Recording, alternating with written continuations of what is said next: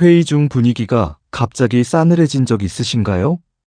분명 같은 팀인데 말 한마디 잘못했다가 분위기 얼어붙고 그 다음부터는 눈도 잘 안 마주치게 되는 상황. 다들 한 번쯤 겪어보셨을 거예요.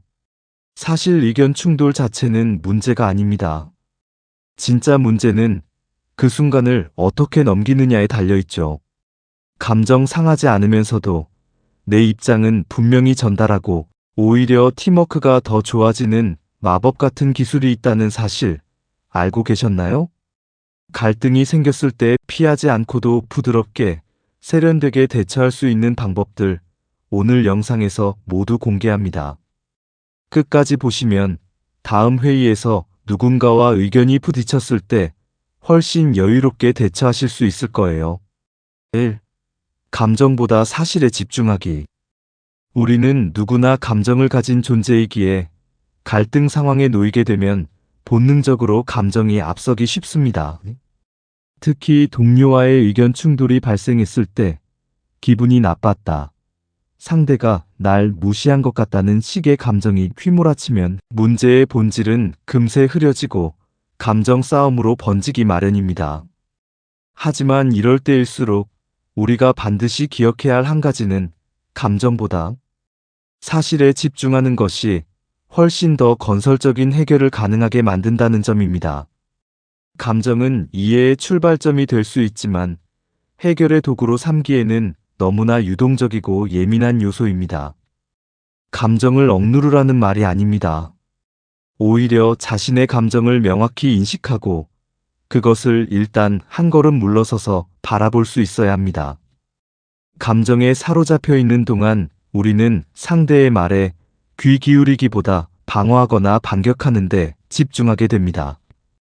그러다 보면 무엇이 문제였는가, 어떤 상황에서 이 갈등이 촉발되었는가라는 중요한 포인트를 놓치게 됩니다.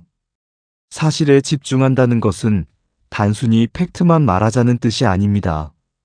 오히려 감정에 휘둘리지 않고 상황을 구조적으로 바라보자는 태도에 가깝습니다.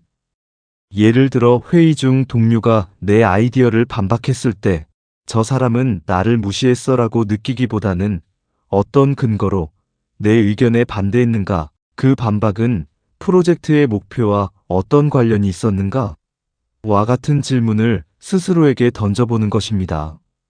이처럼 사실을 중심에 두면 갈등이 감정의 문제에서 벗어나 공통된 목표 아래에서 더 나은 방향을 찾기 위한 협의로 전환됩니다. 또한 상대방에게도 똑같은 원칙을 적용할 수 있습니다. 감정적으로 대응하는 상대에게 바로 맞서기보다 지금 어떤 점에서 문제가 있다고 느끼시는 건가요? 그 상황에서 어떤 부분이 어려우셨나요? 라고 조심스럽게 물어보는 것만으로도 대화의 분위기를 한층 부드럽게 만들 수 있습니다. 사람은 누구나 자신의 이야기를 들어주려는 태도 앞에서 조금씩 마음을 열게 되어 있습니다. 그리고 그 마음이 열리는 순간 감정이 아니라 사실을 중심으로 하는 대화가 비로소 가능해집니다. 사실에 집중하는 태도는 관계의 긴장을 줄이고 신뢰를 쌓는 데도 큰 역할을 합니다. 감정은 서로의 차이를 부각시키지만 사실은 서로가 함께 바라볼 수 있는 공통의 기준을 만들어줍니다.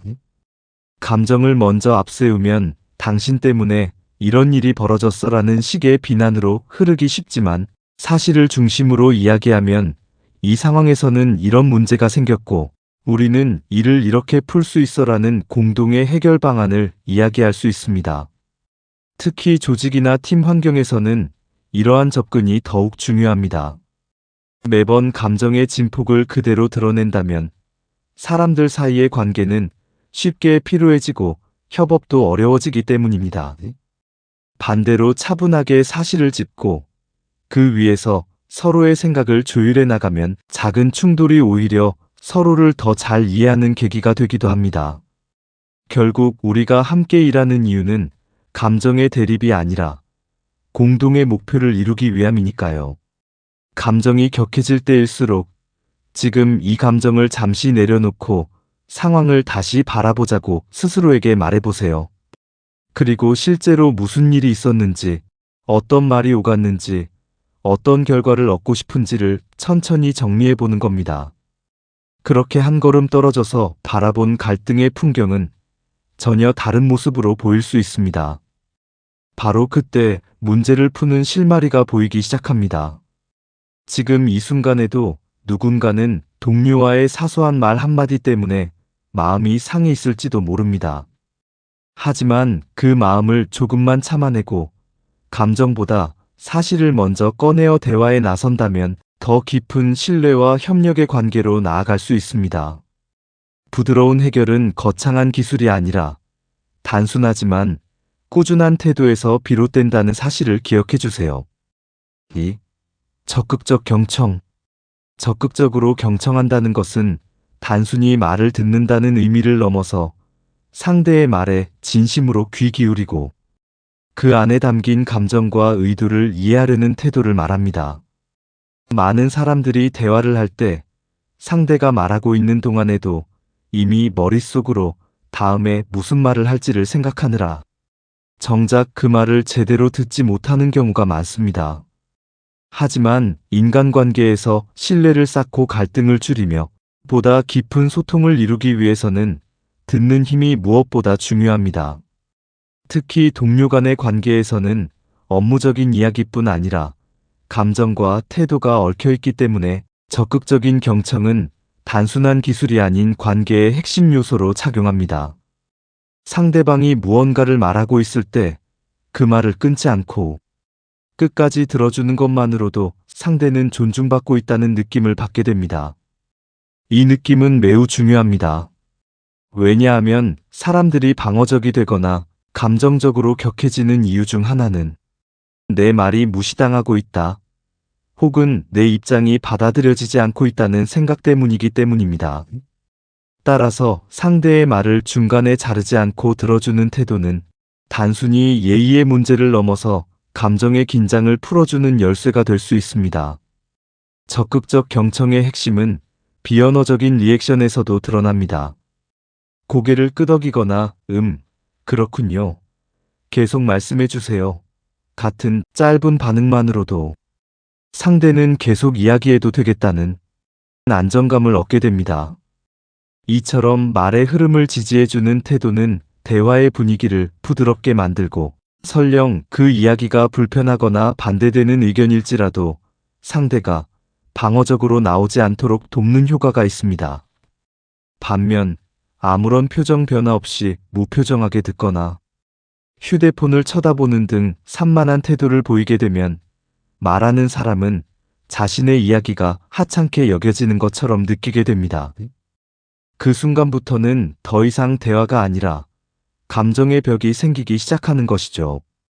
또한 적극적 경청은 단순히 듣는 데 그치지 않고 상대의 말 속에 숨겨진 의도나 감정을 읽어내는 능력을 포함합니다.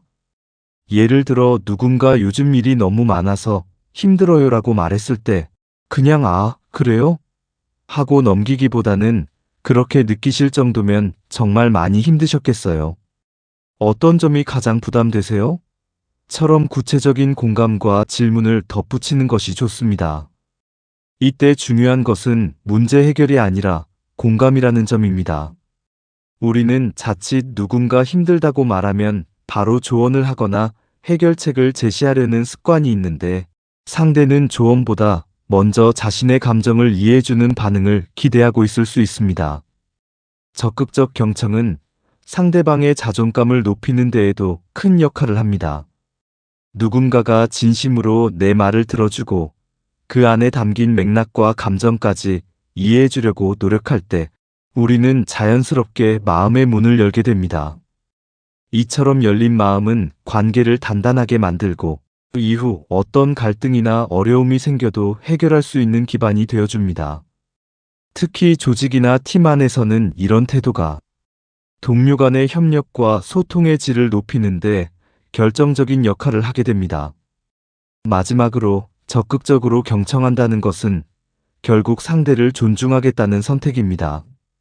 대화에서의 주도권을 쥐기보다는 상대에게 공간을 내어주고 그 안에서 진심을 꺼내도록 돕는 것이죠. 그 과정에서 우리는 자연스럽게 더 깊이 연결되고 서로에 대한 이해와 배려가 자라게 됩니다. 소통은 말하는 것으로 시작되지만 진짜 관계는 듣는 것에서 만들어집니다. 지금 여러분의 곁에 있는 동료에게 조금 더 귀 기울여 보세요. 말보다 마음을 들어주는 그 태도 하나로 여러분의 인간관계는 훨씬 더 따뜻해질 수 있습니다. 3. 나는 이렇게 느껴 방식으로 표현하기. 갈등 상황에서 자신의 감정을 전달하는 것은 누구에게나 어려운 일입니다. 특히나 상대와의 관계가 가까울수록 업무나 일상 속에서 자주 마주치는 동료일수록 조심스러워질 수밖에 없습니다.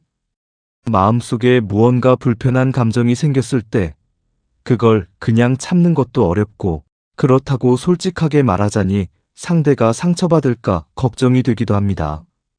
그래서 많은 사람들이 감정을 표현하지 않거나 표현하더라도 감정이 격해져 상처 주는 말로 이어지는 경우가 많습니다. 하지만 감정을 건강하게 표현하는 방법은 존재합니다.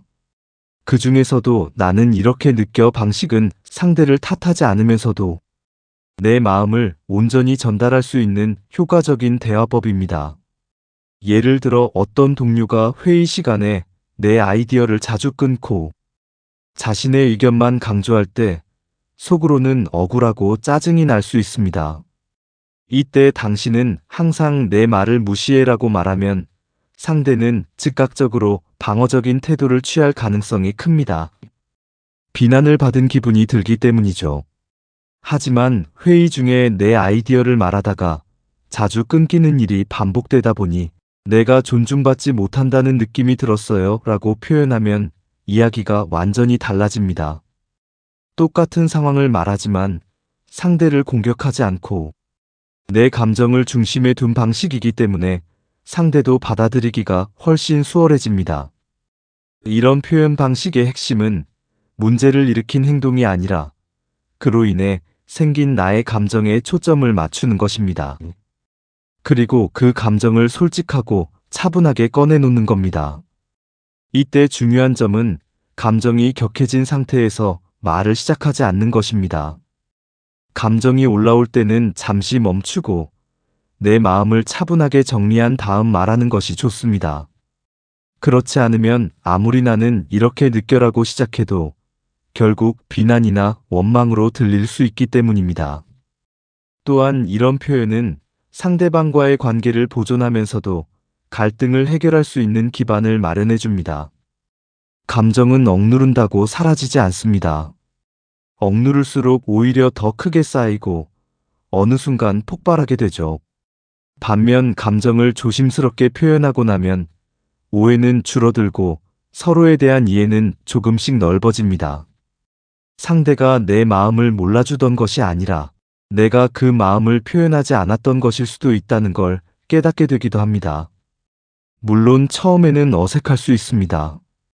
평소에 감정을 말로 잘 표현하지 않았던 사람이라면 나는 이렇게 느껴라는 말투 자체가 낯설게 느껴질 수도 있습니다.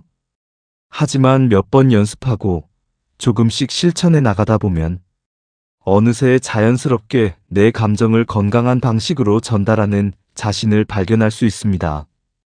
감정을 표현한다고 해서 모든 갈등이 단번에 해결되는 것은 아니지만 감정을 솔직하게 나누는 대화는 갈등의 크기를 줄이고 서로에 대한 신뢰를 쌓아가는 첫걸음이 되어줍니다. 상대에게 내 감정을 표현하는 것은 약함이 아니라 용기입니다. 특히 그 감정을 탓이나 비난이 아닌 나의 진심으로 꺼내놓을 때 그 용기는 서로를 연결하는 다리가 됩니다. 더 나은 소통, 더 건강한 관계를 위해 오늘 하루 나의 마음을 부드럽게 꺼내보는 연습을 해보시는 건 어떨까요? 나는 이렇게 느껴라는 말은 생각보다 큰 힘을 가지고 있습니다. 4. 합의점 찾기. 의견 충돌이 일어났을 때 그 상황을 어떻게 마무리하느냐에 따라 관계의 방향이 달라질 수 있습니다. 특히 직장이나 팀처럼 함께 일하는 관계에서 중요한 것은 결국 합의점을 찾는 과정입니다. 서로 다른 생각과 입장을 갖고 있는 사람들이 한 방향을 향해 나아가기 위해서는 단순히 한쪽이 이기고 다른 쪽이 지는 방식으로는 결코 건강한 결과를 얻을 수 없습니다. 오히려 그런 방식은 시간이 지나면서 불신과 거리감을 쌓게 만들기 마련입니다. 합의점을 찾는다는 것은 단순히 중간에서 타협하는 것이 아닙니다. 그것은 각자의 입장을 깊이 이해하고 서로가 어떤 지점을 중요하게 생각하는지를 정확히 파악한 후 함께 더 나은 방향을 도출하는 과정입니다. 그러기 위해서는 먼저 서로의 핵심 요구사항을 명확히 해야 합니다. 예를 들어, 이 부분은 절대 양보할 수 없다는 지점을 솔직하게 말하고, 동시에 이 부분은 조율할 수 있다는 여지를 서로에게 주는 태도가 필요합니다. 모든 것이 다 고집스러운 주장으로만 채워져 있다면 대화는 금세 교착 상태에 빠지게 됩니다. 반대로 자신의 모든 입장을 쉽게 포기해버린다면 나중에 그로 인해 불만이나 억울함이 남을 수 있습니다. 그렇기 때문에 합의점을 찾는 과정에서는 솔직함과 유연함, 이 두 가지가 균형을 이루는 것이 중요합니다. 서로 다른 입장 사이에서 접점을 찾기 위해서는 공통의 목표를 함께 설정하는 것도 큰 도움이 됩니다. 개인의 입장보다 더 상위에 있는 공동의 목적을 생각하면 대화의 방향이 자연스럽게 누가 옳고 그르냐에서 우리가 같이 원하는 결과는 무엇인가로 전환됩니다. 예를 들어 프로젝트를 진행하는 도중 의견 차이가 생겼다고 가정해 보겠습니다. 이럴 때 그렇게 하면 제 방식이 무시되는 것 같아요 라는 감정적인 대응보다는 우리가 지금 이 프로젝트에서 가장 중요하게 생각하는 건 어떤 결과인가요?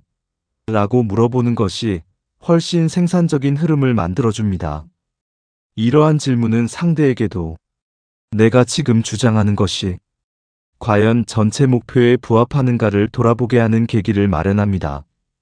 또한 합의점을 찾기 위해서는 반드시 서로의 이야기를 경청하는 태도가 동반되어야 합니다. 일방적으로 자신의 주장을 말하기보다는 그 부분은 왜 그렇게 생각하셨는지 더 듣고 싶어요라든지 혹시 제가 잘못 이해한 부분이 있을까요? 같은 표현을 통해 상대의 입장을 충분히 받아들이려는 노력이 필요합니다. 이러한 대화는 단순한 논쟁에서 벗어나 진짜 협력으로 이어지는 길을 열어줍니다. 결국 합의점을 찾는 과정은 단순한 해결책을 도출하는 데 그치지 않고 관계의 깊이를 더하고 상호 신뢰를 쌓아가는 중요한 여정입니다. 급하게 결론을 내기보다 함께 천천히 고민하고 진심으로 다가서는 태도가 무엇보다 중요합니다. 그렇게 함께 도출해낸 합의는 단단하고 지속 가능한 관계의 초석이 되어줄 것입니다. 5. 끝맺음은 긍정적으로. 의견 충돌을 마무리하는 순간은 그 대화 전체의 인상을 결정짓는 아주 중요한 시간입니다. 갈등의 내용이 아무리 예민하거나 복잡했더라도 끝맺음이 긍정적이면 그 경험 자체가 훨씬 건강하고 생산적으로 기억될 수 있습니다. 그래서 우리는 끝맺음을 결코 가볍게 여겨서는 안 됩니다.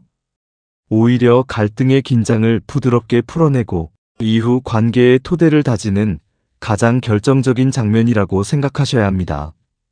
대화가 격해졌거나 서로의 의견이 팽팽히 맞섰던 순간이라면 그만큼 끝맺음에서 느껴지는 온기와 배려는 더 큰 울림을 줍니다.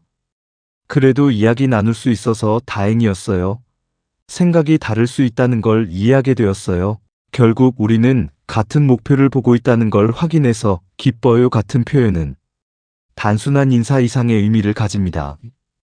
이런 말들은 상대방에게 존중받고 있다는 감정을 전해주며 대화를 통해 관계가 오히려 한 걸음 더 나아갔다는 확신을 심어줍니다.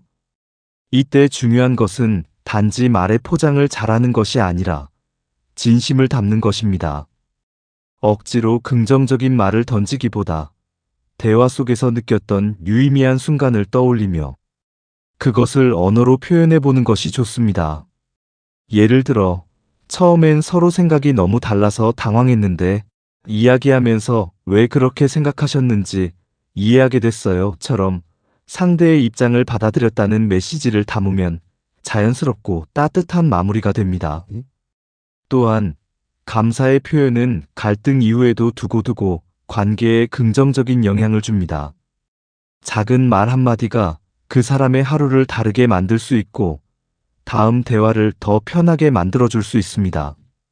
시간 내서 이야기해 주셔서 고마워요. 서로 솔직하게 말할 수 있는 사이가 돼서 기뻐요 같은 표현은 진심 어린 고마움을 전하면서 관계의 깊이를 더해줍니다.